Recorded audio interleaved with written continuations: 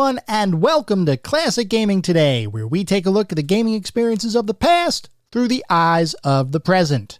I am your host, Tony, and today we're going to look at Adventure Island, a side-scrolling platformer developed and published by Hudson Soft for the Nintendo Famicom system and MSX computer platform in Japan in 1986, the Nintendo Entertainment System in North America in 1988, and the NES in Europe and other geographic regions in 1992. We're going to start talking about that title in just a couple minutes, but first, as is usual, just a little bit of housekeeping up front. This is episode number 54. I am excited to be here. I hope all of you are as well. If you'd like to reach out, let me know how I'm doing, provide feedback, comments, suggestions, or just talk about games and technology in general. I would love to hear from you, and there are a few ways you could reach out. I have an email address, which is classicgamingtoday@gmail.com. I have a Twitter account with the handle @classicgamingt, and we also have a Discord server. The link to the server is in the show notes. That's probably the best spot to interact with members of the community and interact with me as it relates to the podcast or just pretty much anything else. I'm out on Discord pretty frequently, as are a bunch of the other members of the community. So if you want to continue or start the discussion, that is probably the spot to do it. We also have a ton of fun out on Discord, including the Weekend Gaming Challenge. And we have just reached the end of Season 0 of the Weekend Gaming Challenge, and there is a champion. But first, let's go over the results as they stand. This past weekend, there were another 4 games that we decided to go through. A ton of points were on the board, and at the end of the day, ISO got another 32 points this past weekend. That solidified his lead. He is the champion of our Season 0 Gaming Challenge. Congratulations, ISO. He had 83 points over the course of the season, which is absolutely crazy. Following up in second place was Rich Centerwald. He got 14 points this past weekend to finish with 39 points. Left-handed guitarist added a point this past weekend. He finishes in third with 15 points. Out of nowhere, NBY 135 decided, I'm going to throw my hat in the ring too. Got 12 points just this past weekend, and that was good enough to finish in fourth place for the season. 1 weekend's worth of work, finishes in fourth place. Absolutely insane. In fifth place was Bookie Gnu. He still stayed at 11 points, no points this past weekend. Blue Fates finished with 6 points in sixth place, and I Am the Dizzle finished in seventh place with 2 points. So obviously, ISO, as the grand champion of this season, is going to receive a prize, but there is also a prize for someone else. And the way that we're doing this is anybody who participates, anybody that gets at least a point over the course of the season, is entered into a raffle to win an additional prize. And the way it works is the number of raffle tickets, so to speak, that each person has is equivalent to the number of points that they finish the season with. So as an example, Rich Centerwald finished the season with 39 points. He has 39 tickets in the raffle, meaning that he probably has the highest probability to win, but because the raffle is entirely random, there is no guarantee. So literally anybody who participates is entered into the raffle, which means we have 6 raffle participants today. We have Rich Centerwald, left-handed guitarist, NBY 135, Bookie Gnu, Blue Fates, and I Am the Dizzle. I entered everybody's tickets, so to speak, into a random generator, and I generated the ticket winner.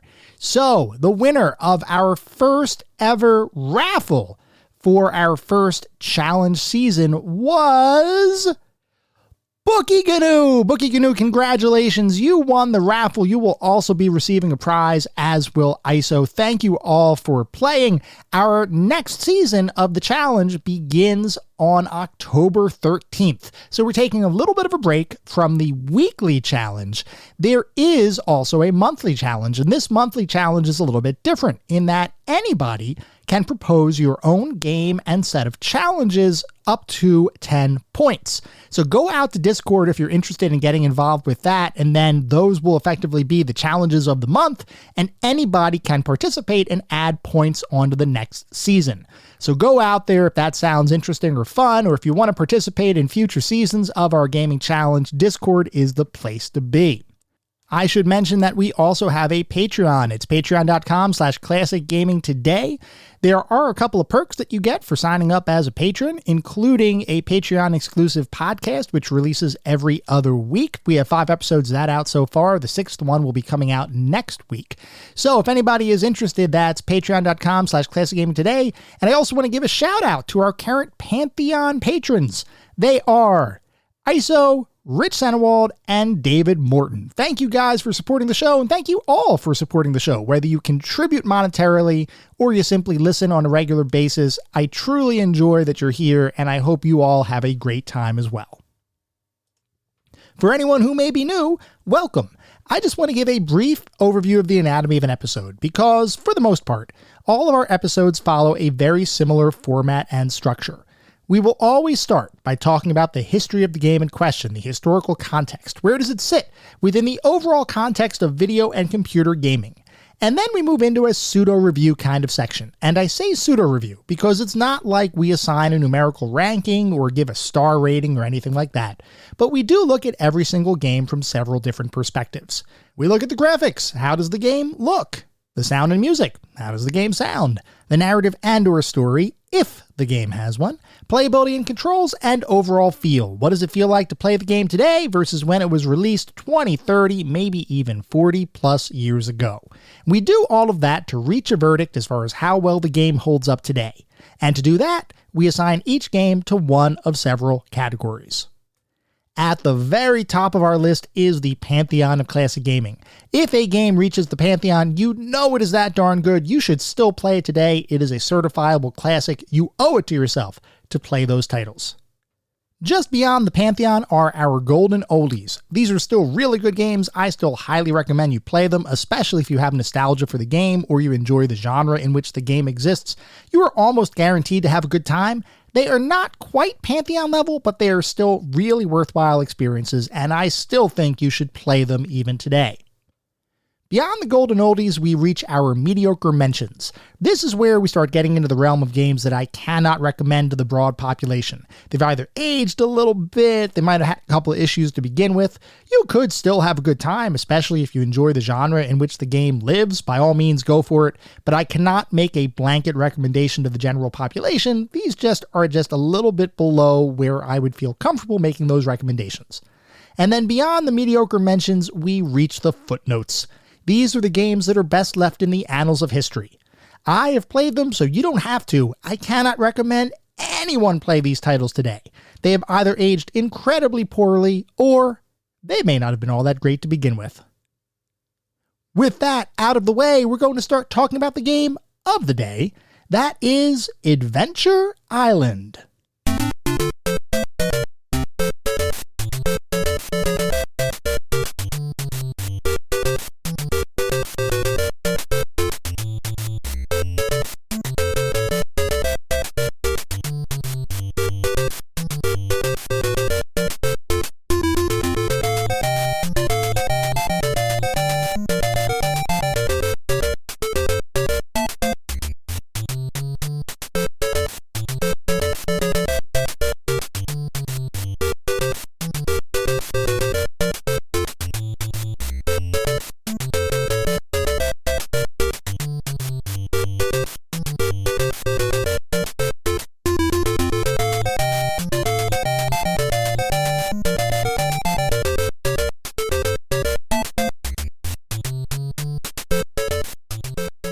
Adventure Island is a side-scrolling platformer developed and published by Hudson Soft for the Nintendo Famicom and NES systems, as well as the MSX computer platform, originally releasing in Japan in 1986, with releases around the world happening a couple years after.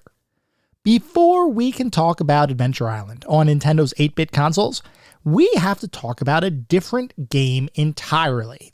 Well, sort of. That game is Wonder Boy, an arcade title released in 1986, developed by a somewhat lesser-known company, Escape, and published by a much more well-known company, Sega.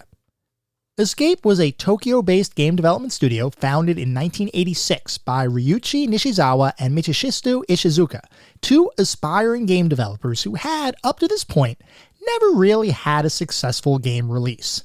They had some talent, but before creating their company, which by the way was named after their favorite keyboard key, that's not a joke, they didn't have any real game industry credentials to speak of.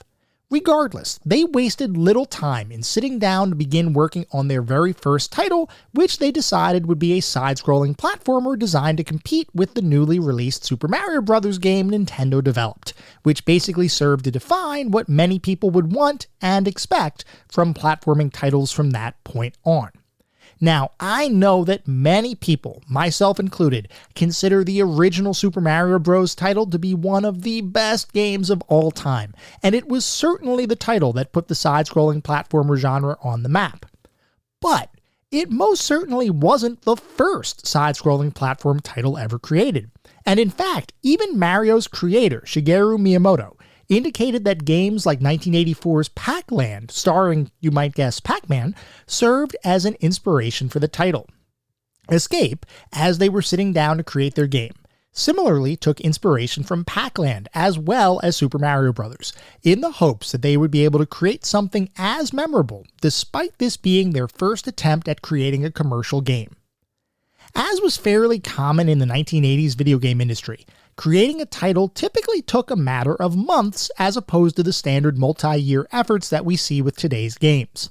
In fact, it literally only took a few months from the point that the company was founded to when they would release their first game into arcades. That being, as you might have guessed, Wonder Boy.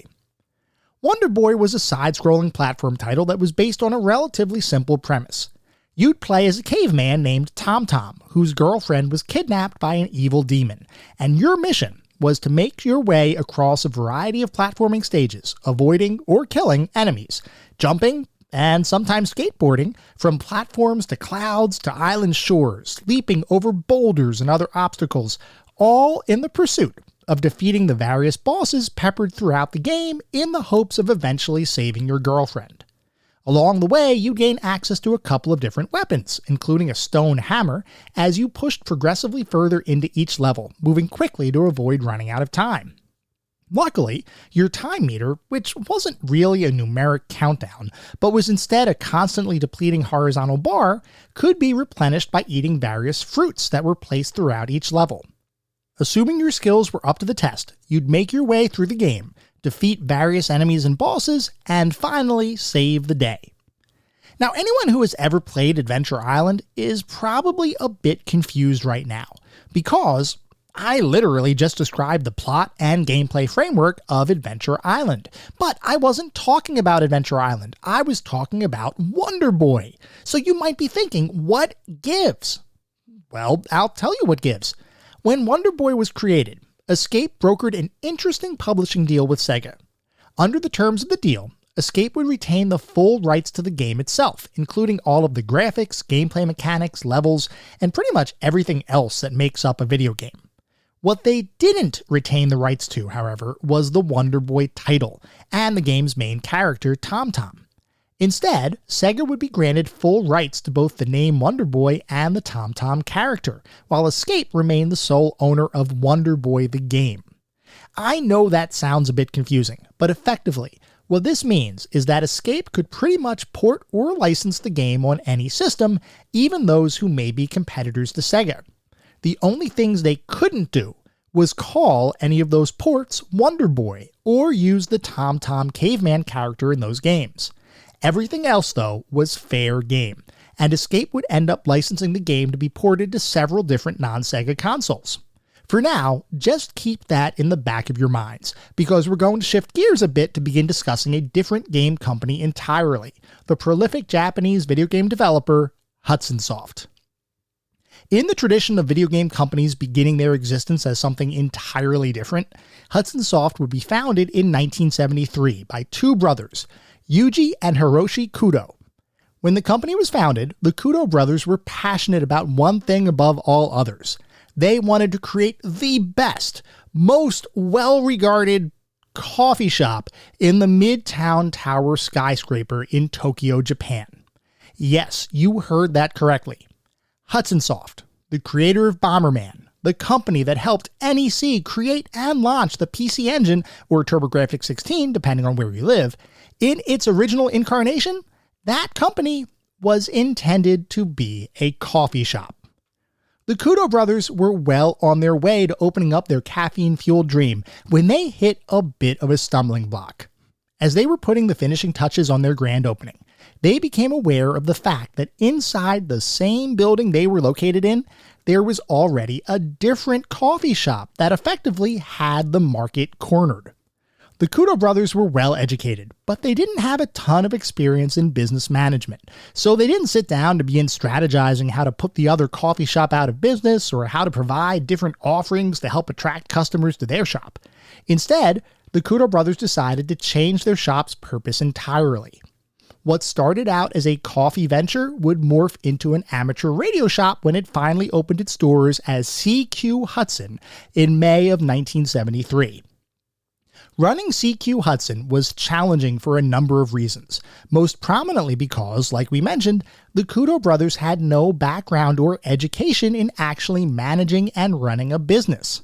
And despite their best efforts, they weren't able to find any trustworthy business-savvy partners to potentially join them in this new venture. These factors combined to make CQ Hudson a consistently poor performer from a business management perspective, and in fact, the company was effectively bleeding money every single month since it opened its doors. That would all start to change in 1975, as Hudson began to shift its business model to focus on the newly developing personal computer market, followed in 1978 by yet another shift to begin focusing on making and publishing video games. Seeing the potential in the video and computer gaming market, Hudson jumped into the industry with both feet and began releasing titles at a ridiculous pace, even by 1978 standards. Remember in prior episodes when we talked about the much maligned creation of E.T. for the Atari 2600 and the incredibly short 1-month development cycle that resulted in a stunningly poor product that almost single-handedly crashed the video game market in the early 80s? Well, Hudson would put that development cycle to shame, and shortly after they entered the video game market, they'd begin releasing games at a rapid pace, and at one point was releasing nearly 30 new titles in a single month.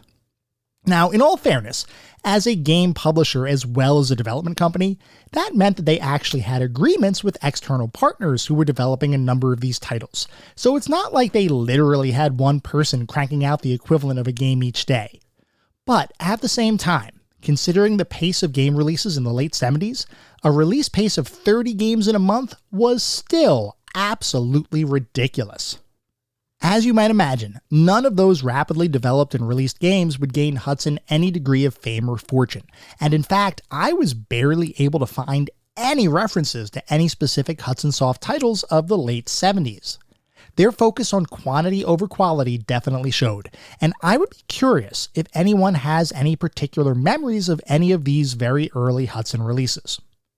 The Kudo brothers recognized that this business model wasn't leading to any sort of success, so in 1983, the company decided to shift gears again.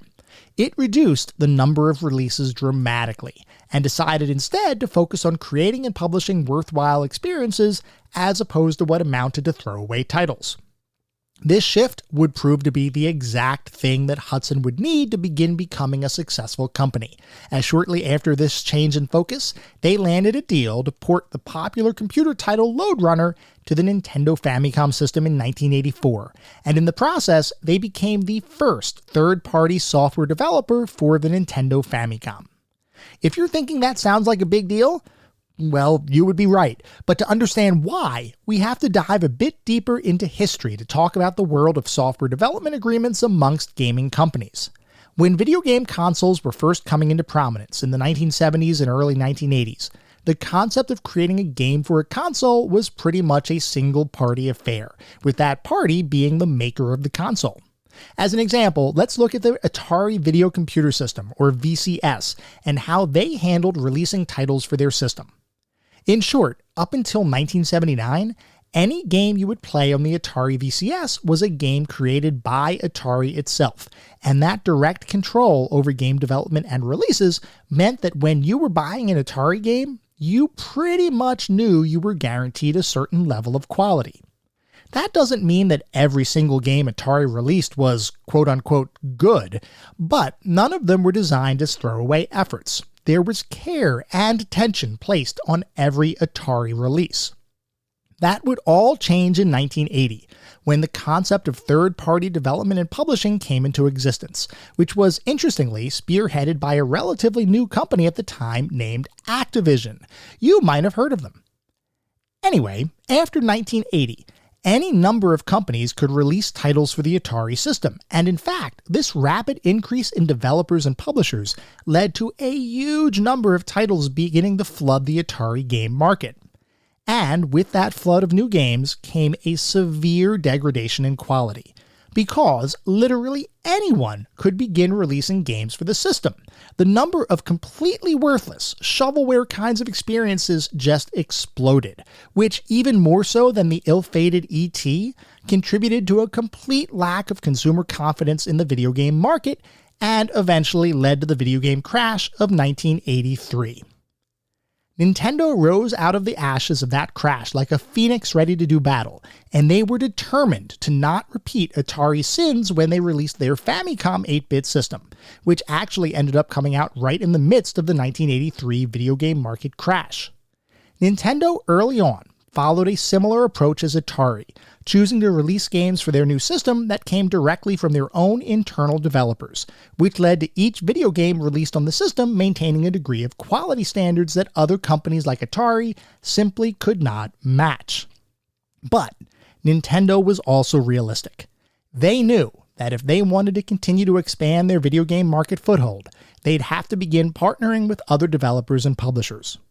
Those third-party agreements, however, were designed to be much more restrictive, with third-party companies only being allowed up to 5 video game releases in a single year, in addition to having a number of anti-competitive clauses that attempted to keep third-party developed titles exclusive to the Nintendo ecosystem. I recognize that a number of companies got around this restriction by creating shell companies that acted as dummy studios for allowing larger publishers to release more titles in a given year, but regardless, Nintendo should be commended for really trying to focus on quality releases. They were trying to revitalize the industry and restore consumer confidence in video games, and they knew that meant fewer, higher quality releases.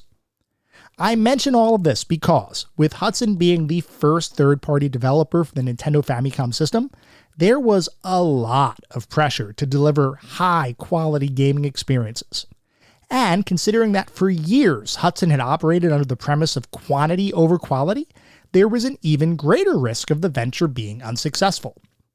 Luckily for all involved, Hudson truly did dedicate themselves to creating higher quality experiences, and their first release for the Nintendo Famicom, the port of Lode Runner, would prove to be incredibly successful, selling over 1.2 million units after its release in 1984. That success is what would pave the way for Hudson Soft to finally begin making a name for itself in the video game industry, with a number of other releases following in 1984 and 1985, most notably Bomberman, which is a puzzle-based video game series that still maintains active releases even today in 2023. In fact, the company was becoming so popular, especially in Japan, that in 1985 it kicked off a Japan-wide video game competition that would become an annualized event for the next 15 years. This yearly competition, known as the Hudson All-Japan Caravan Festival, would feature several recent Hudson releases and would allow up to 250 gamers to compete for the top score. Conceptually, this was very similar to the Nintendo Video Game Championship of the 1990s, albeit less well known outside of Japan than Nintendo's event that was, perhaps most popularly, advertised in the 1989 Fred Savage film The Wizard.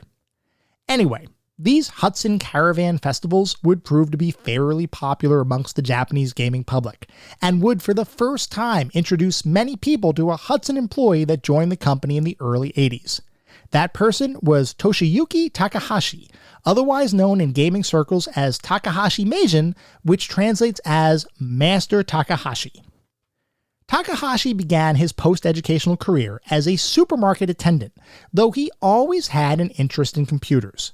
In fact, it was the purchase of his first computer in the early 80s that spurred him to begin learning how to develop software for computer systems, the thought being that if he was going to spend a significant amount of money on a computer, he ought to learn how to use it as effectively as possible. Eventually, Takahashi would join the growing Hudson Soft company, though interestingly, the fact that he got a job at the company at all was pretty much luck. One of Takahashi's friends was up for a position at the company, and on a lark, he invited Takahashi to come along.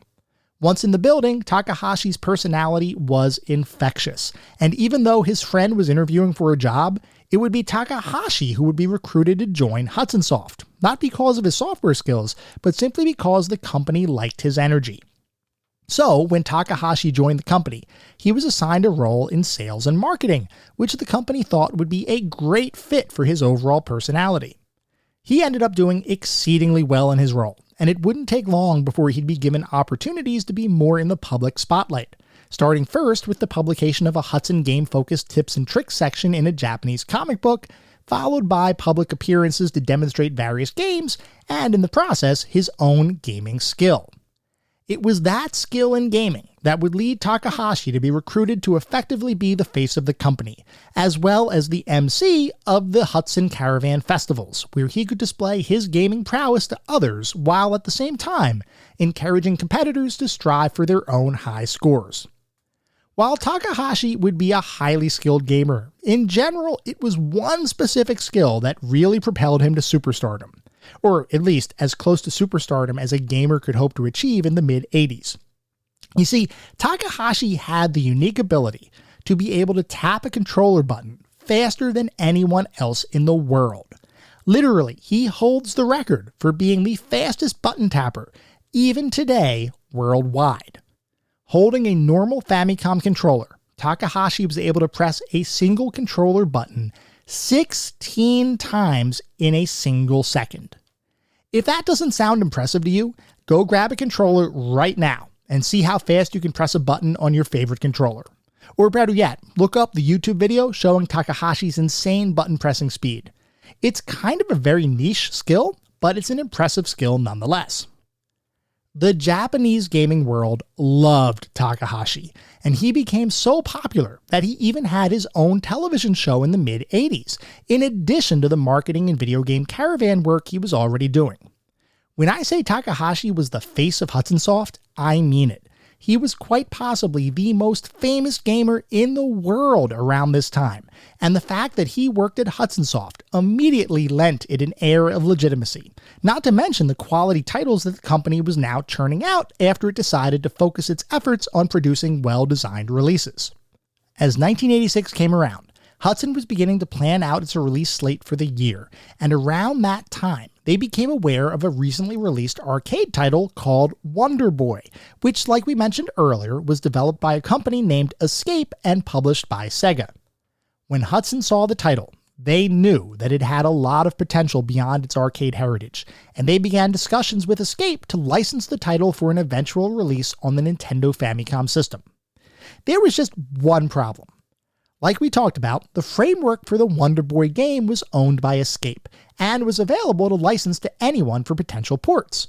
The Wonder Boy title and the main character, however, was owned by Sega, which meant that any Hudson port of the game would have to be converted to feature both a new main character as well as a new game title.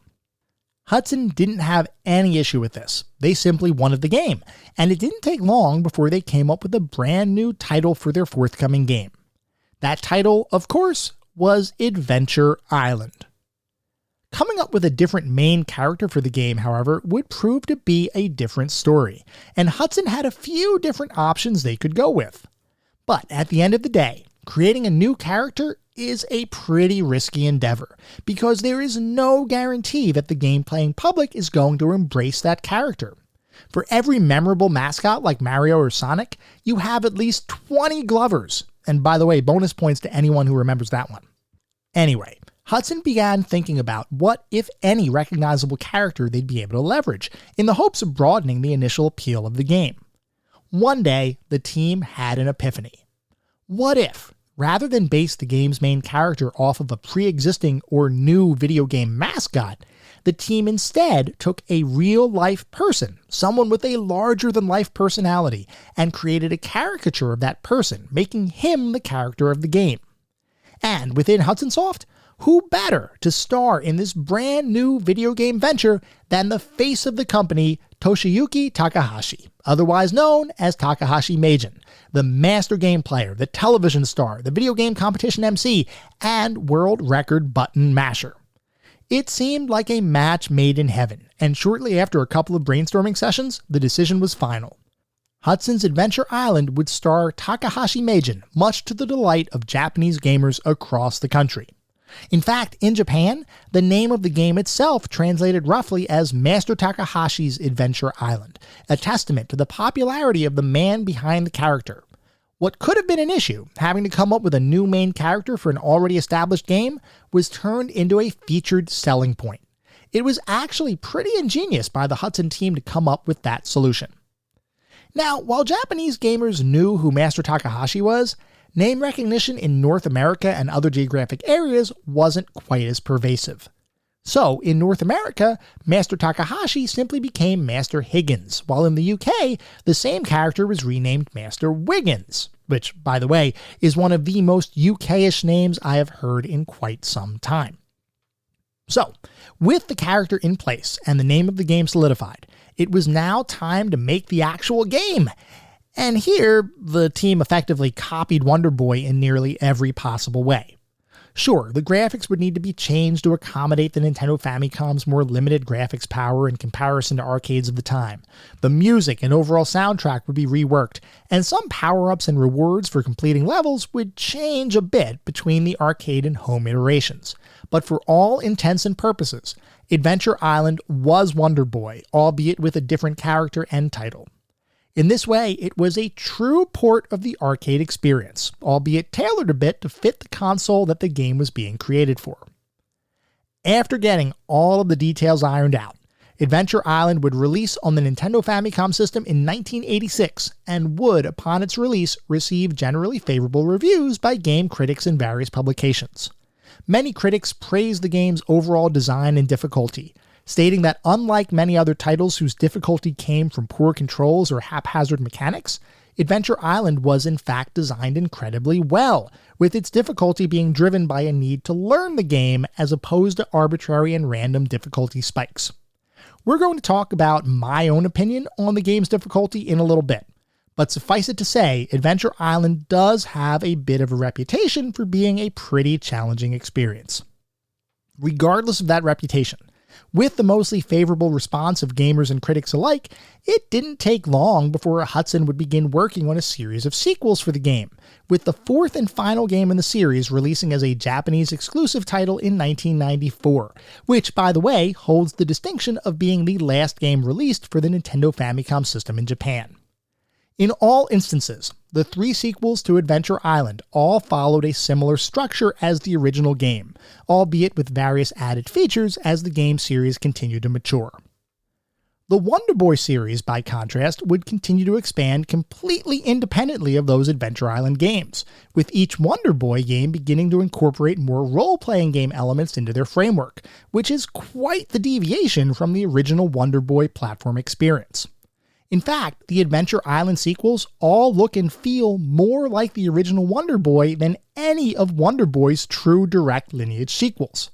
I find it kind of funny that Adventure Island and its descendants, despite evolving into a standalone series itself, still stayed closer to the Wonder Boy formula than Wonder Boy's own sequels did. It begs the question, is Adventure Island a more meaningful expansion of the Wonder Boy series than Wonder Boy's own internally developed sequels? That's obviously a rhetorical question, but the fact remains that Adventure Island, independent of its origins as a home console port of Wonder Boy, does in fact have its own legacy. Like I mentioned, it would spawn several direct sequels, as well as a number of re-releases and inclusions in various compilation packages over the years. It was also interestingly remade entirely for the PlayStation 2 and GameCube systems back in 2003, but that release was a Japanese exclusive and therefore didn't have as much exposure in other geographic territories. Beyond Adventure Island's direct sequels, there would also be a number of other sequels released on various consoles beyond the Famicom and Nintendo Entertainment System, including the Super NES, the TurboGrafx-16, the Game Boy, and the Nintendo Wii. Conspicuously absent from that list, you might notice, is any Sega system, which kinda makes sense considering the licensing situation that allowed Adventure Island to be born in the first place.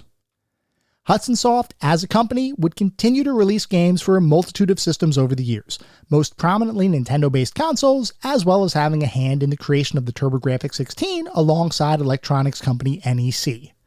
Eventually, though, despite its overall success in the 80s and into the 90s, Hudson Soft would cease operations in 2012 after being bought by Konami.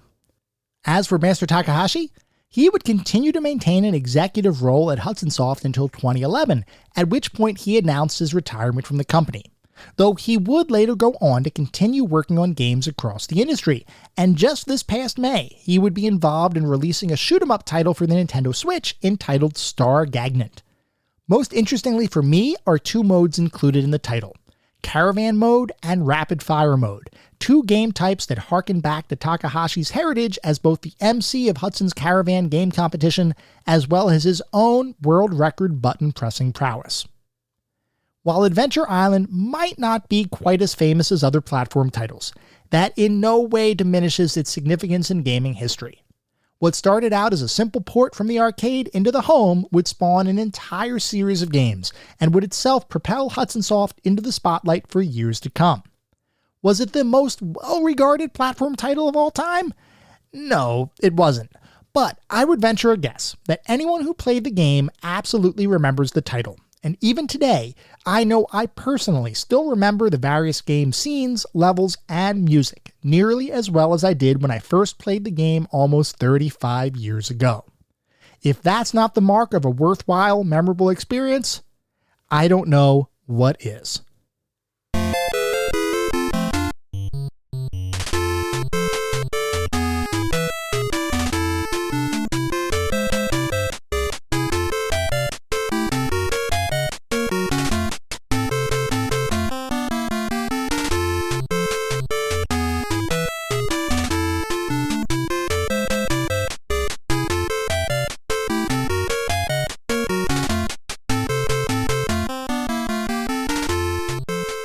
We are now going to shift to start talking about what it feels like to play Adventure Island today versus when it was released, 35 years ago, at least in North America, even longer ago in Japan.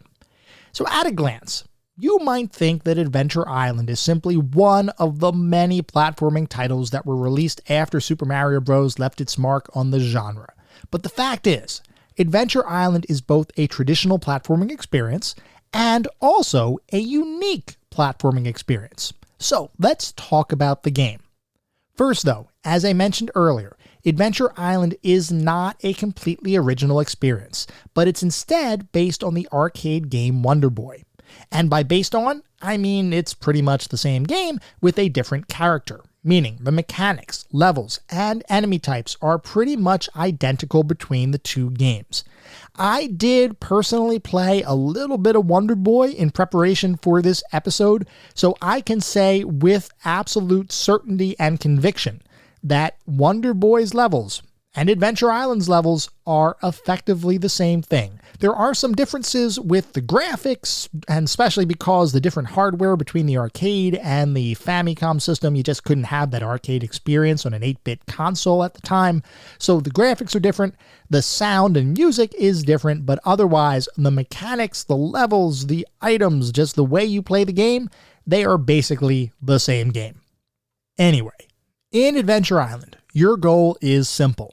You need to progress through 8 different worlds, each of which have 4 different stages, in order to eventually save the day and rescue a damsel in distress. Each individual stage in a world is designed around a common stage type or theme, such as beaches, spooky forests, hidden temples, island paths, mountaintops, and icy caves, complete with ice sliding physics. Each of those stages is split up into 4 sections, which are really just ways of checkpointing your progress throughout a given stage. The 4th stage of every world is a boss level, where you have to get through a normal-sized stage followed by a boss fight, each of which are pretty much the same fight throughout the game, although in later fights the boss moves a bit quicker, which can make avoiding certain projectiles just a tad more challenging. Speaking of challenge, trying to get through a stage, or even from one checkpoint to the next, can be extremely difficult, as you have to traverse a number of obstacles and defeat or avoid a number of enemies as you work your way through the game. Luckily, you do have access to a couple different weapons, which you can pick up from eggs scattered throughout the levels. Your base weapon is a stone hammer of sorts, which you can throw in an arc towards your enemies, but otherwise has no effect on obstacles, while its upgrade is a fireball, which does much more damage, and can even destroy boulders and rocks, effectively making it much easier to progress through a given stage. If at all possible, you really want to get and hold on to the fireball weapon. It is a major boost to your survivability, and because there's no ammo requirements or anything like that, you can pretty much spam it constantly to take enemies and obstacles out before you can even see them. And there are a bunch of different enemy types in the game, including cobras that spit at you, leaping frogs, charging aborigines, sliding spiders, and flying bats. In all instances, each enemy has a unique attack and movement pattern, and learning their movements and patterns is a key component of becoming proficient at the game. You can't just take your time observing the levels and enemies though, because you do have a time meter of sorts. The interesting thing with this game though, is that rather than have a countdown timer on the screen like many platformers do, in Adventure Island your countdown timer is almost like a life bar. It's not completely like a life bar, because if you hit an enemy or a deadly obstacle, you're going to die no matter how much life, in quotes, you have, but it does provide some damage buffering in the event you hit a non-deadly obstacle like a rock. The good news is that you can replenish your timer/life bar by collecting various fruits found throughout each level, and as you make your way through each stage, you have to try to balance collecting those fruit, avoiding and defeating enemies, and navigating obstacles. It creates an interesting dynamic that serves to make the act of platforming feel deeper than other games released around the same time. One note though, make sure you avoid the evil eggplant, because it will deplete your timer life bar significantly. In fact, it's programmed to deplete your bar to a sliver remaining, and if you pick up more fruit or other regenerative items to replenish your bar, the eggplant is going to keep ticking down. Your best bet in those instances is to let the eggplant finish and then grab items to replenish your bar. Otherwise, you will effectively waste the fruit. Anyway, it probably goes without saying, but another key component to learning the game is recognizing and in some instances memorizing the level layouts for each stage, as there is pretty much no randomness in the game at all. Everything has been designed to play exactly the way the game's designers wanted it to play, which means that every level will have the same exact layout, enemy placements, and traps regardless of how many times you play it. In this way, each level becomes almost like a puzzle to solve, where the difficulty of the puzzle changes based on which weapons or items you have at your disposal. Assuming you have a fireball in your possession, the game becomes a pretty straightforward platformer, albeit with some pretty tricky and well-designed jumps, platforms, and obstacles.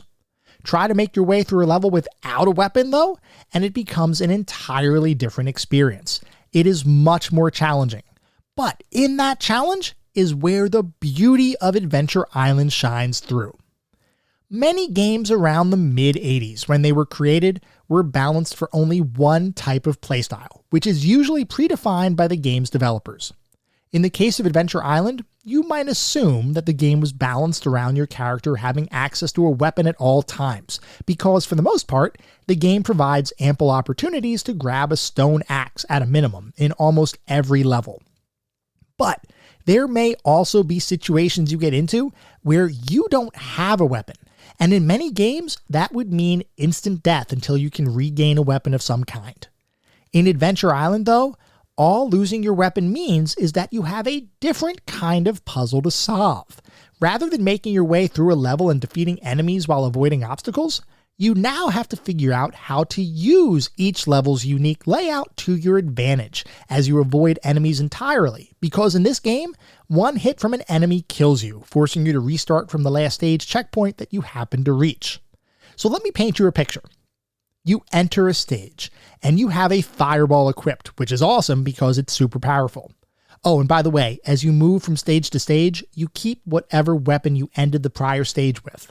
In other words, if you end a stage with the fireball, you start the next stage with the fireball as well, which can really help. Going back to our scenario, you start the stage and you have the fireball, which means you can pretty much lay waste to anything in your path. You're walking forward, spamming the fireball, destroying obstacles like rocks that would normally require you to jump over them, and you're obliterating enemies before they even have a chance to react. It feels awesome, and you feel like you are a platforming god. Unfortunately, you miss a tricky jump just before reaching the next checkpoint, and you're forced to restart the level from the beginning, this time without your fireball, because you lose your weapon whenever you die. Also, unfortunately, is that this is one of those levels where the game does not give you an easily accessible weapon, which means you now have to work your way through the level without any weapon, which means now you have to avoid rather than defeat enemies. You begin making your way through the level, and you encounter the rocks that you were previously able to destroy with your fireballs. Only now you can't. You think about jumping over the rocks because if you hit them, you do take some damage. But the only issue is the formation you have to get past is a rock followed by an immediately placed enemy, followed by another rock, followed by an enemy, followed by another rock. Now, I will say that the game controls tightly enough to potentially jump right next to an enemy and then jump past him. But in this instance, we come up with a different approach. Using the unique physics of a rock hit, which basically bumps you in an arc in the direction of your hit, we jump into the first rock intentionally, which bumps us over the next enemy, landing on the next rock, which once again bumps us over the following enemy before bumping the third rock and landing past the dangerous obstacles. Sure, we've taken a bit of damage, but we just pulled off what felt like a crazy platforming feat. And by the way, when you start to get proficient at the game, you start to see opportunities for those kinds of skips everywhere, until eventually you realize that the entire game was designed so meticulously that you could technically have constant movement through every level, many of which you'd never even need to use a weapon to complete. There were plenty of times that I felt like a speedrunner, simply because of how cool the platforming sequences were and how awesome it felt to use the obstacles to my advantage. Now let me make it perfectly clear. I am not a speedrunner, and I'm sure actual talented people at this game pull off all sorts of crazy moves that I could only dream of hitting. But the fact that the game makes you feel skilled despite its high difficulty is truly awesome. There are even other items available that serve to increase that feeling of tricky platforming, with the one with the most potentially profound impact on the experience being your skateboard. Just like weapons and several other items in the game, you can find a skateboard hidden in eggs throughout the game, and if you pick it up, you'll immediately transition into riding your skateboard, which makes movement in general quicker and can make some sections with multiple platform jumps a bit more difficult. But the skateboard also gives you a free hit, meaning you can hit an enemy that would otherwise kill you, and all that happens is you lose your skateboard. That alone makes the item very useful in certain sections of various levels. There are even more features included in the game, such as bonus levels where you have to bounce across a bunch of springboard platforms to collect as many fruit and items as possible without falling. But from my perspective, those are simple diversions, not really a core part of the overall experience. However, the most important feature and item in the entire game, bar none, is the Hudson Bee, which is found in a hidden egg at the end of the very first stage of the game. With the Hudson Bee, you unlock the ability to continue the game infinitely, even if you lose all of your lives. You have to restart the current stage you're on, as you might expect, but at least you don't lose any real progress. And this becomes incredibly important, and I would say downright necessary for anyone who doesn't want to devote tens of hours to getting really good at the game. And the reason for that is, Adventure Island is very challenging, as I've alluded to before. Without the Hudson Bee, you literally have no continues. If you lose your 3 lives, you lose and have to start all the way from the beginning of the game. Now, I will say that after playing the game for a while, you'll likely get good enough to clear the first few worlds without too much difficulty. But later stages, regardless of how much you practice, will cause you issues, and there are a couple of incredibly tricky jumps in a couple stages that require nearly perfect jumps and weapon throws. Those sections are surmountable with practice, and as I do with every game we cover in this podcast, I did in fact beat the game without any sort of save states or other assists. But I can say with certainty that if I didn't have the ability to continue, and I got up to the last couple stages of the game and ended up dying, I probably would have either cried or thrown my controller in frustration. It's one of those games that does demand you to spend time with it in order to conquer it. But honestly, even the deaths and frustrating parts end up being worthwhile because the game is just designed so darn well that the difficulty feels totally fair. It's in no way arbitrary or random. It is simply designed as a challenging experience, and as long as you dedicate time to it, you will eventually emerge triumphant. Before we move on to talk about the more specific aspects of the game, I do want to take a look at what the back of the box says because, as you all know, I love looking at the back of the box for these games. I love seeing how the different companies marketed their products, especially because when we used to buy games around this time frame, we didn't have YouTube to look up gameplay videos. A lot of times we didn't even have magazine articles on us that we'd be able to reference and say, oh, look at that cool review or something like that. Most of the time when we were buying a game, we made that decision, that buying decision in real time, standing in a video and computer game store looking at the box. And the decision came down to, does that box look cool? Is there some cool stuff written on the back of the box? If so, hopefully it's going to be a good game. And a lot of times it was not. But I still love looking at the back of the boxes. I just find it fascinating the way that different companies would market their products. So, for Adventure Island for the NES, the back of the box says, you just found out that Princess Leilani was kidnapped by the evil witch doctor and taken to Adventure Island in the South Pacific. You land on Adventure Island without weapons or food. The island is thick with tropical forest, mountains, and caves. Hidden on the island are your skateboard, axe, food, and other helpful tools you must find by exploring the island. Better find the weapons and food quickly because you will need them to fight the witch doctor's spiders, snakes, bats, and demons. The evil witch doctor has set lots of traps for you before you can face him one-on-one. Are you up for the challenge? Can you live through Adventure Island to save Princess Leilani? And then there are 3 screenshots on the back of the box.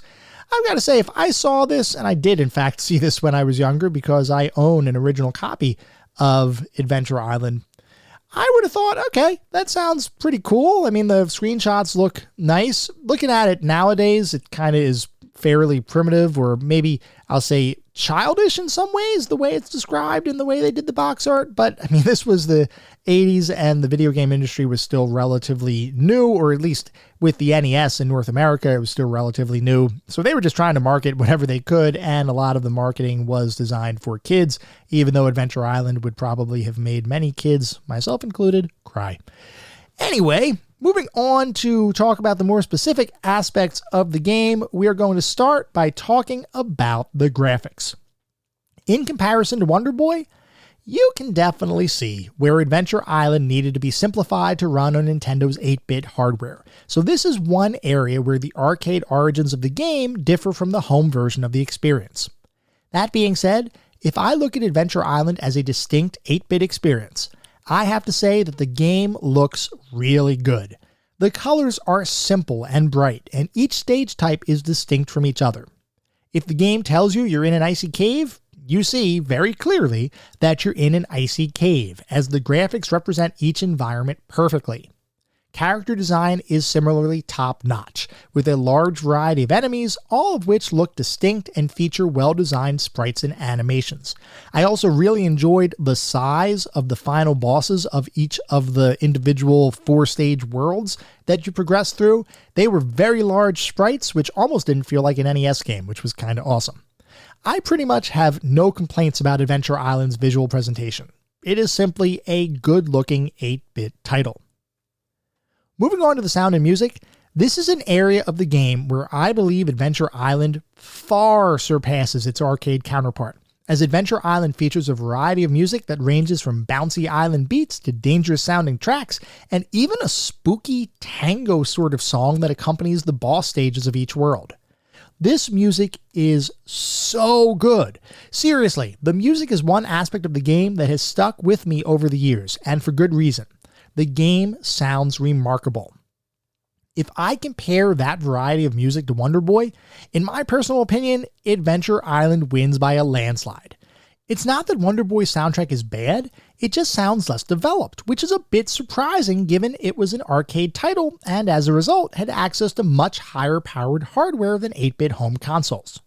We've seen this in other arcade conversions where for some reason, at least to my ears, a lot of times the home versions just sound better despite running on lower powered hardware.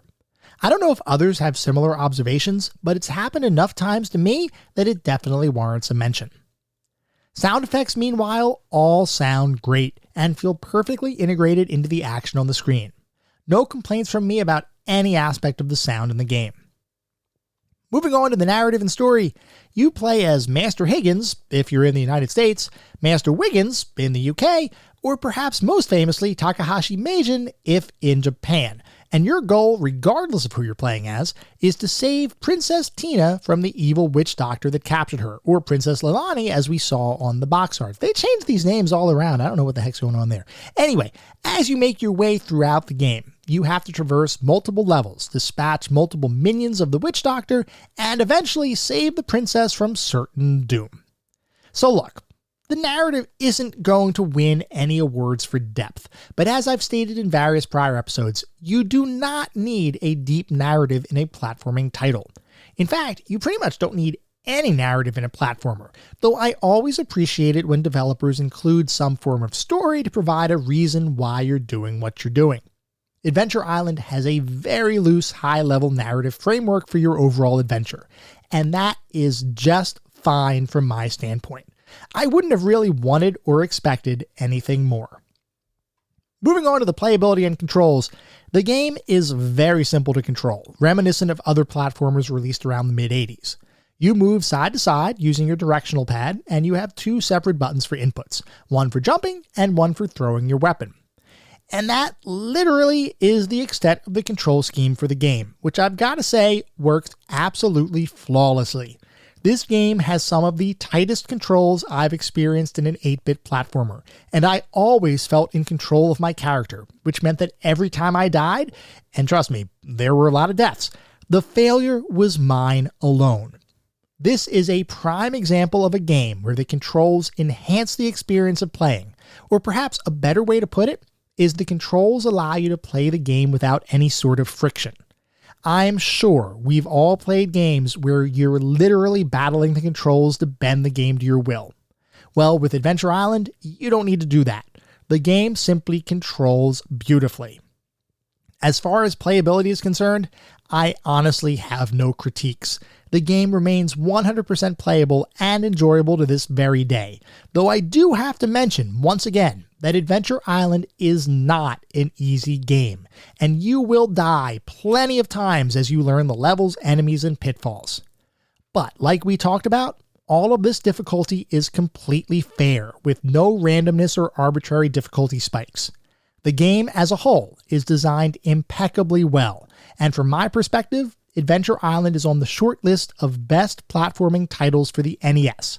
It is legitimately that fun to play.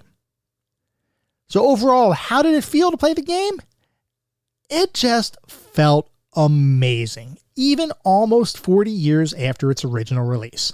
The controls, overall difficulty curve, level and enemy design, and music all combine to create an experience that brings me right back to my living room in the late 80s.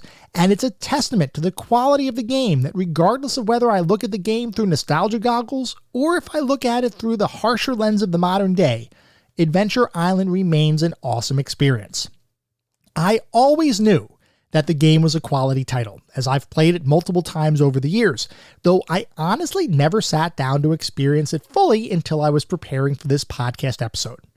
Now, having played through the game in its entirety, I can safely say that Adventure Island is one amazing experience, and I will bet that anyone who doesn't mind some difficult but fair platforming goodness will likely enjoy this title. So what is our verdict? Where does Adventure Island sit in the overall context of video and computer game history? Well, it's probably obvious by now, but Adventure Island is absolutely a member of our Pantheon of Classic Gaming. Its gameplay is difficult, but rewarding. Its design is simple, yet with an elegance that makes you feel like an expert gamer when everything clicks, and its overall structure is fulfilling without overstaying its welcome. In short, this is the kind of game all similarly styled platformers should strive to emulate. I had a ton of fun during my most recent playthrough, and despite its difficulty, I found myself coming back and wanting more Adventure Island goodness any chance I could get. Even after beating the game, I thought to myself, well, maybe I can reduce the number of continues I needed to use. I very rarely get that feeling after beating a particularly challenging game, so this tells me that Adventure Island is a cut above most other titles, and as a result, absolutely deserves its spot in our Pantheon of Classic Gaming.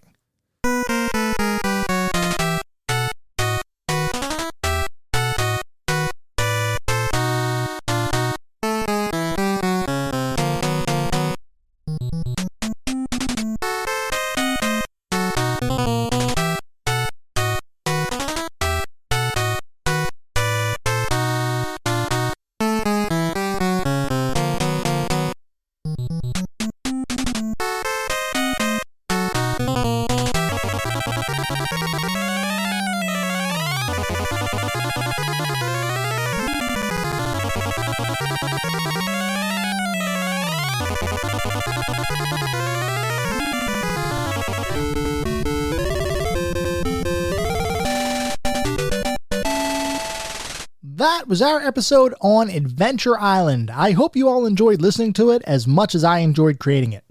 If you'd like to reach out, let me know how I'm doing, provide feedback, comments, suggestions, recommendations for future episodes, or just talk about games and classic technology in general, I would love to hear from you, and there are a few ways you could reach out.